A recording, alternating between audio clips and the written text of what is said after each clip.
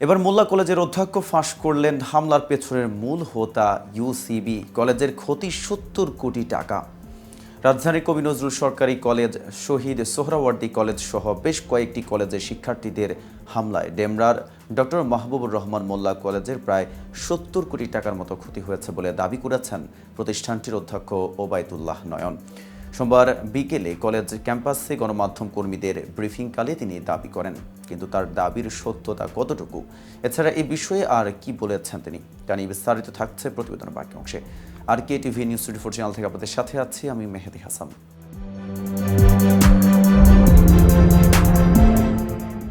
অধ্যক্ষ নয়ন বলেন, শিক্ষার্থীদের হামলায় আমাদের 12 তলা ভবনের কোনো কাজ আর অক্ষত নেই। 5টি লিফট, কম্পিউটার ও সায়েন্স ল্যাব ধ্বংসস্তূপে পরিণত হয়েছে।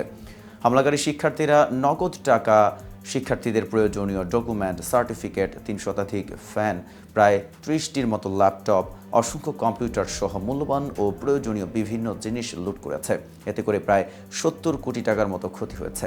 এ সময় তিনি ঘটনার জন্য ন্যাশনাল মেডিকেল কর্তৃপক্ষের গাফিলতি রয়েছে বলেও দাবি করেন। এছাড়া শিক্ষার্থীদের সোশ্যাল মিডিয়ার ইউসিবি নামের একটি গ্রুপ থেকে হামলার উস্কানি ও ষড়যন্ত্র করা হয়েছে বলে অভিযোগ করেন অধ্যক্ষ নয়ন।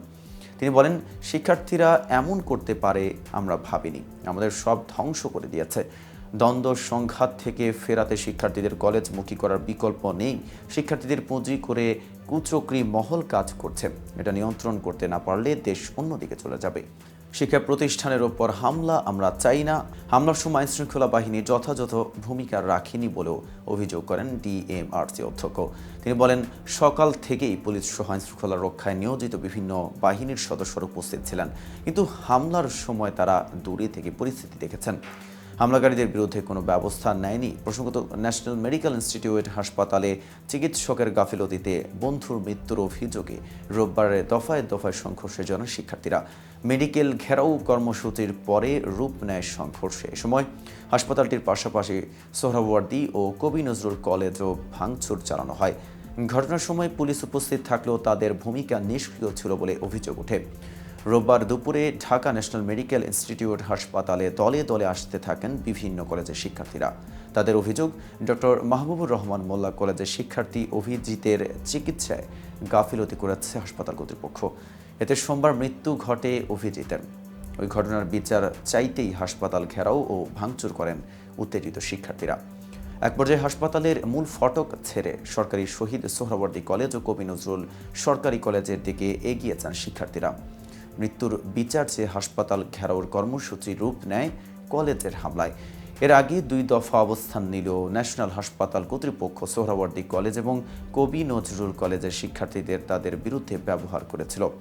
হামলার সময় ওই 2 কলেজেই পরীক্ষা চলছিল। ভাঙচুর শুরু হলে শিক্ষার্থীরা এলোপাতাড়ি এদিক ওদিক ছুটতে থাকেন। প্রায় 3.5 ঘন্টা পর শিক্ষার্থীরা রাস্তা ছেড়ে দিলে জড়ো হতে থাকেন কবি নজরুল ও সোহরাওয়ার্দী কলেজের শিক্ষার্থীরা। হামলা ভাঙচুরের পাশাপাশি অর্থ লুটপাটের অভিযোগ করেন তারা। উত্তাল হয়ে ওঠে পুরো এলাকা। ঘটনাস্থলে শুরু থেকেই পুলিশের উপস্থিতি থাকলেও সংঘর্ষ ঠেকাতে কোনো ব্যবস্থা নিতে দেখা যায়নি বলে অভিযোগ উঠেছে। তবে পুলিশ থাকলেও হামলা ও ভাঙচুরের বিষয়ে তারা অবগত নন বলে জানান লালবাগ জোনের পুলিশ কর্মকর্তা। আজ পর্যন্তই। সারা দেশের নিত্য নতুন সকল আপডেট পেতে কে টিভি নিউজ 24 এর সাথেই থাকুন।